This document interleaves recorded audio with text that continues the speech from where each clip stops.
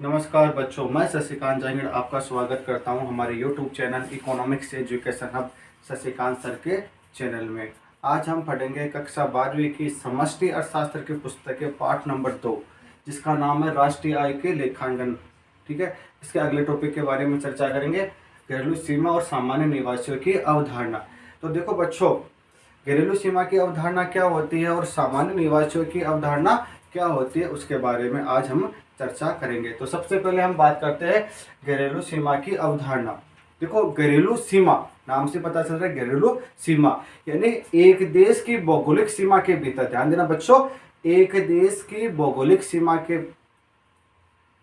भीतर की जाने वाली आर्थिक क्रियाओं को ही घरेलू सीमा में शामिल किया जाता है। यानी भारत देश है तो भारत देश की जो बाउंड्री है, तो भारत देश की जो बाउंड्री के भीतर जो भी आर्थिक क्रिया की जाएगी वो किस में शामिल होगी? घरेलू सीमा। तो घरेलू सीमा को बोलते हैं डोमेस्टिक।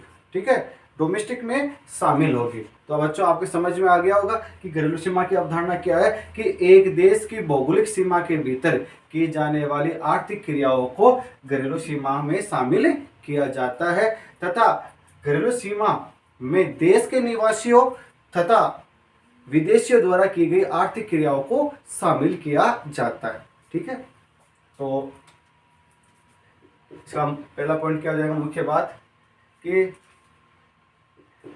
एक देश की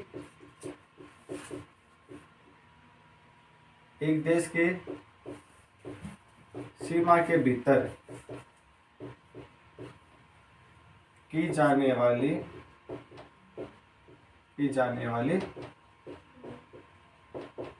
आर्थिक क्रियाएं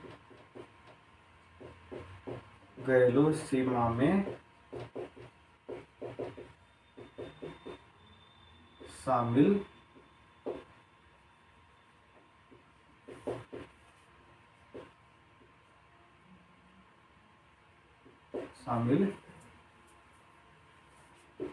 होती है। तो ध्यान देना बच्चों, घरेलू सीमा में क्या है? एक देश की भौगोलिक सीमा, एक देश की भौगोलिक सीमा, एक देश की भौगोलिक सीमा के भीतर की जाने वाली आर्थिक क्रियाएं घरेलू सीमा में शामिल होगी। तो मैंने बताया कि जो भारत देश की बाउंड्री बनी हुई है, भारत देश की जो बाउंड्री के अंदर जो भी आर्थिक क्रियाएं होगी वो किस में शामिल होगी? घरेलू सीमा में ही शामिल होगी। तो समझ में आ गया कि एक देश की भौगोलिक सीमा के भीतर की जाने वाली आर्थिक क्रियाएं घरेलू सीमा में शामिल है। ये आर्थिक क्रियाएं, ध्यान देना बच्चों, ये आर्थिक क्रियाएं देश के निवासियों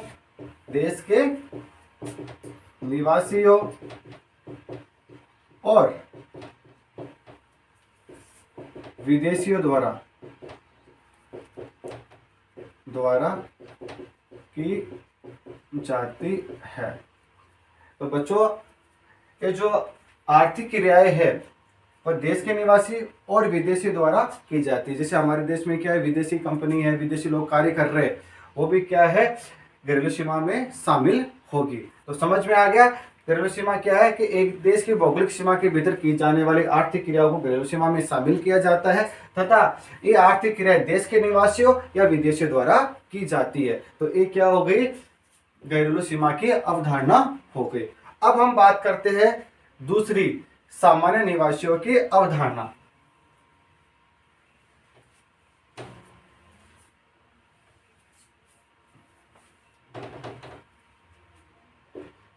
सामान्य निवासियों की अवधारणा। सामान्य निवासियों की अवधारणा, देखो ध्यान से देना बच्चों, सामान्य निवासियों की अवधारणा क्या होती है कि वे लोग जिन्हें किसी देश की नागरिकता प्राप्त है वे सामान्य निवासियों की में शामिल होगी। यानी कोई भी देश है जिन्हें सिटीजनशिप या नागरिकता मिली हुई है वो किस में आएंगे? सामान्य निवासियों की अवधारणा में आएगी। तो सामान्य निवासियों की अवधारणा क्या होगी? ध्यान देना कि वे लोग जिन्हें किसी देश की नागरिकता प्राप्त है या मिली हुई है वो क्या है? सामान्य निवासियों में शामिल है। तो ये क्या हो गया?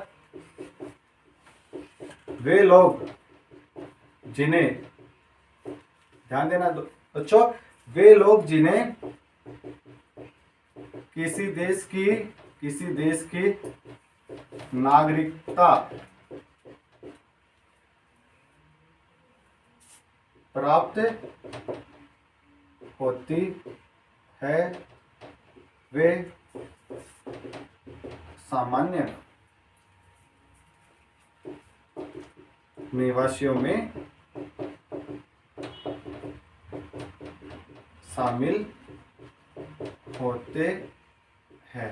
तो बच्चों आपको समझ में आ गया होगा कि सामान्य निवासी की अवधारणा क्या है, कि वे लोग जिन्हें किसी देश की नागरिकता प्राप्त होती है वे सामान्य निवासियों में शामिल होंगे।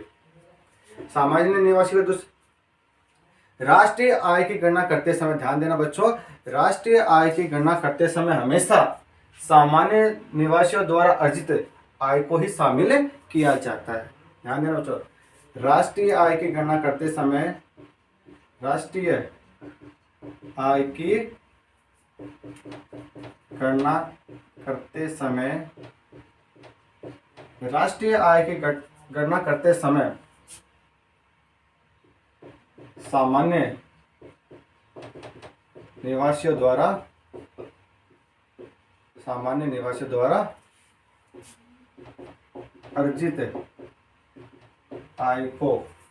अर्जित आय को शामिल किया जाता है। तो ध्यान देना, राष्ट्रीय आय की गणना करते समय क्या होता है, जो सामान्य निवासियों द्वारा अर्जित आय है उसको शामिल किया जाता है। ये जो आय होती है ना, ये क्या होती है, देश में या विदेश में कहीं पर भी अर्जित की जा सकती है। ध्यान देना, ये आय देश में या विदेश में, देश या विदेश में कहीं भी अर्जित की जा सकती है। तो ध्यान देना बच्चों कि ये आय क्या है, देश में या विदेश में कहीं भी की भी हो सकती है, यानी ये आय देश में या विदेश में कहीं भी अर्जित की हुई हो सकती है। तो बच्चों आपको सामान्य निवासियों की अवधारणा समझ में आ गई होगी कि सामान्य निवासियों की अवधारणा क्या है, कि वे लोग जिन्हें किसी देश की नागरिकता प्राप्त होती है वे सामान्य निवासियों में शामिल होंगे। राष्ट्रीय आय की गणना करते समय हमेशा ध्यान देना बच्चों, सामान्य निवासियों द्वारा अर्जित आय को भी शामिल किया जाता है। ये आय देश में या विदेश में कहीं भी अर्जित की हुई हो सकती है। जैसे मान लो भारत देश के लोग कहीं भी विदेश में कार्य कर रहे होते हैं तो वो आय किसमें शामिल होंगी, सामान्य निवासियों की आय में ही शामिल, सामान्य निवासियों की अवधारणा में शामिल होते हैं। जैसे बहुत से लोग हैं हमारे भारतीय लोग जो विदेश में रहकर क्या करते हैं, कार्य करते हैं, विदेश में क्या आय अर्जित करते हैं, तो वो किसमें शामिल होगी, सामान्य निवासियों की अवधारणा में शामिल होगी। तो मेरे हिसाब से बच्चों आपको घरेलू सीमा की अवधारणा और सामान्य निवासियों की अवधारणा समझ में आ गई होगी। बहुत इजी है। कभी कभी क्या है, इन दोनों में अंतर पूछ लेते हैं कि घरेलू सीमा और सामान्य निवासियों की अवधारणाओं के बारे में बताओ। तो एकदम सिंपल है। घरेलू सीमा की अवधारणा क्या है कि एक देश की भौगोलिक सीमा के भीतर की गई आर्थिक क्रियाओं को शामिल किया जाता है। जबकि सामान्य निवासियों की अवधारणा क्या है, वे लोग जिन्हें देश की नागरिकता प्राप्त होती है उनको शामिल किया जाता है। ठीक है, तो मेरे हिसाब से आपको घरेलू सीमा और सामान्य निवासियों की अवधारणा समझ में आ गई होगी। अब हम बात करते हैं विदेशों से प्राप्त विशुद्ध साधन आय। ये भी बहुत सी बार पूछा जाता है, इंपॉर्टेंट चीज है। विदेशों से प्राप्त विशुद्ध साधन आय,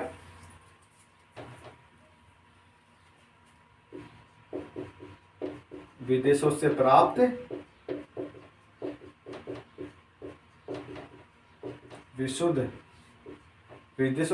विशुद्ध साधन आय, इसका शॉर्ट फॉर्म है NFI। तो विदेशों से प्राप्त विशुद्ध साधन आय क्या होती है इसके बारे में हम बताते हैं। देखो दोबारा कि हमारे घरेलू साधनों से विदेशों में अर्जित आय, ध्यान देना, घरेलू साधनों से विदेशों में अर्जित आय में से जब विदेशी साधनों द्वारा देश में अर्जित आय को घटा दिया जाता है और जो शेष बचता है वो क्या है, विदेशों से प्राप्त विशुद्ध साधन आय है। समझ में आया बच्चों? जैसे मान लो घरेलू साधन विदेश में लगे हुए हैं और जो आय प्राप्त होती है उसमें से क्या घटाना है, विदेशी साधनों से हमारे देश में जो आय अर्जित हो रही है उसको घटाना है। तो क्या आएगा, घरेलू साधनों से, ध्यान देना, घरेलू साधनों से विदेशों में अर्जित आय में से घटाना है विदेशी साधनों द्वारा देश में अर्जित आय। तो समझ में आ गया कि NFIA विदेशों से प्राप्त विशुद्ध साधन आय क्या होती है कि घरेलू साधनों से विदेशों में प्राप्त या अर्जित आय। तो घरेलू साधन कौन है, जैसे हमारे देश के लोग या हमारे देश की कंपनियां विदेशों में काम कर रही है, उनसे प्राप्त या उससे अर्जित आय में से क्या घटाना है कि विदेशी साधनों द्वारा अर्जित देश में अर्जित आय। मतलब कोई विदेशी कंपनी है या विदेशी लोग हमारे देश में, भारत देश में कार्य कर रहे हैं, उनकी जो आय है वो घरेलू साधनों से अर्जित आय में से घटानी है, तब जाकर हमें क्या प्राप्त होती है, NFIA यानी विदेशों से प्राप्त विशुद्ध साधन आय प्राप्त होती है। तो मेरे हिसाब से बच्चों आपको NFIA समझ में आ गई होगी कि घरेलू साधनों से विदेशों में अर्जित आय क्या घटानी है, विदेशी साधनों द्वारा देश में अर्जित आय को घटाना है। ठीक है, तो ये समझ में आ गई होगी। अब हम बात करते हैं सकल राष्ट्रीय उत्पाद के बारे में, GNP। देखो GNP क्या होता है कि जब सकल राष्ट्रीय उत्पाद में, ध्यान देना बच्चों, जब सकल घरेलू उत्पाद में विदेशों से प्राप्त विशुद्ध साधन आय को जोड़ दिया जाता है तो हमें सकल राष्ट्रीय उत्पाद प्राप्त हो जाता है। यानी जो नेशनल है प्रोडक्शन वो विस्तृत अवधारणा है, जबकि जो डोमेस्टिक प्रोडक्शन है ना वो संकुचित अवधारणा है। तो ध्यान देना बच्चों, एक तो होता है डोमेस्टिक यानी घरेलू और एक होता है नेशनल यानी राष्ट्रीय। जो राष्ट्रीय है वो व्यापक अवधारणा है, जबकि जो घरेलू है वो संकुचित अवधारणा है। तो सकल राष्ट्रीय उत्पाद क्या हो जाएगा कि सकल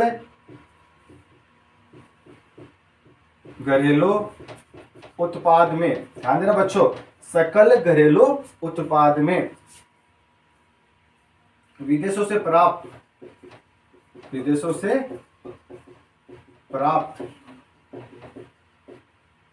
विशुद्ध साधन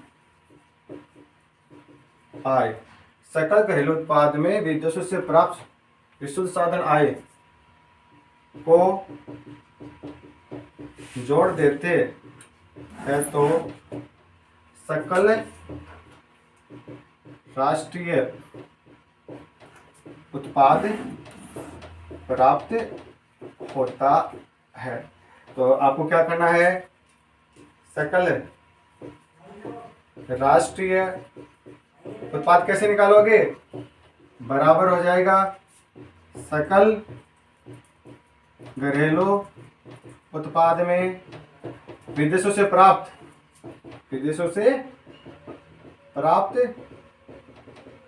विशुद्ध साधन आय को जोड़ देंगे, यानी GNP बराबर हो जाएगा GDP प्लस NFIA। तो मेरे हिसाब से बच्चों ये आपके समझ में आ गए होंगे कि सकल घरेलू उत्पाद किस प्रकार ज्ञात करते हैं। अगर हमें एनएनपी ज्ञात करनी होती है, ध्यान देना बच्चों, एनएनपी यानी निवल राष्ट्रीय उत्पाद ज्ञात करना होता है, तो उस स्थिति में हम जीएनपी में से मूल्य ह्रास घटा देते हैं। यानी एनएनपी बराबर क्या हो जाएगा, जीएनपी माइनस मूल्य ह्रास को घटा देंगे तो हमें एनएनपी प्राप्त हो जाएगा। ठीक है, तो मेरे हिसाब से बच्चों आज का जो टॉपिक है घरेलू सीमा की अवधारणा और सामान्य निवासियों की जो अवधारणा है वो आपके समझ में आ गई होगी। इस घरेलू सीमा की अवधारणा क्या होती है और सामान्य निवासियों की अवधारणा क्या होती है। फिर हमने पढ़ा विदेशों से प्राप्त विशुद्ध साधनाएं, ये ध्यान देना बच्चों, ये टॉपिक इंपॉर्टेंट है। विदेशों से प्राप्त विशुद्ध साधनाएं क्या होती है, घरेलू साधनों से विदेशों में अर्जित आय में से घटानी है विदेशों साधनों द्वारा देश में अर्जित आय। कंफ्यूज मत हो जाना, जैसे क्या घटाना है और किसमें क्या घटाना है, यानी जो लोग हमारे भारत के लोग विदेशों में काम करें उनसे जो अर्जित आय होती है उसमें से हमारे जो देश के लोग हैं, देश में काम करे विदेशी लोग, उनसे अर्जित आय को घटाना है। जैसे मैं आपको एक उदाहरण बताता हूँ, जैसे हमारे भारत के लोग या हमारे भारत की कंपनियां विदेशों में काम कर रही है तो उनसे अर्जित आय मान लो 1000 रुपये है, ठीक है, और हमारे देश में विदेशी कंपनियां विदेशी लोग कार्य करें उनकी अर्जित आय है 800 रुपये। तो एनएफए क्या हो जाएगा, एनएफए हो जाएगा 1000 माइनस 800 बराबर 1000 माइनस 800 बराबर 200। ये 200 क्या है, विदेशों से प्राप्त विशुद्ध साधन आय है, यानी धनात्मक है। अगर विदेशी लोग और विदेशी कंपनियों की आय ज्यादा है तो उस स्थिति में क्या हो जाएगी, एनएफआईए अधिक हो जाएगी, ठीक है, यानी माइनस ऋणात्मक हो जाएगी। तो मेरे हिसाब से बच्चों आपको सकल राष्ट्रीय उत्पाद भी समझ में आ गया होगा और एनएनपी भी समझ में आ गया होगा। अगर आज का वीडियो हमारा अच्छा लगा तो हमारे चैनल को सब्सक्राइब कीजिए, लाइक कीजिए, कमेंट कीजिए और अधिक से अधिक शेयर कीजिए। धन्यवाद।